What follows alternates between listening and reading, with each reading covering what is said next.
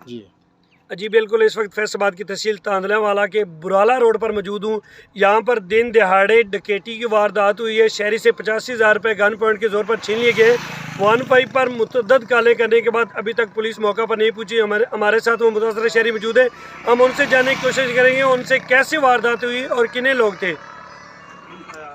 मैं फाटक तो अगे थले आया जी। दो आदमी यकदम अगू 1 to 5 ते आए ने। दो बंदियों ने वलियां हुई ने। एक ने कलाशन मेरे इत्थे रखी है, उन्हें मेरे गल में फाड़ लिया।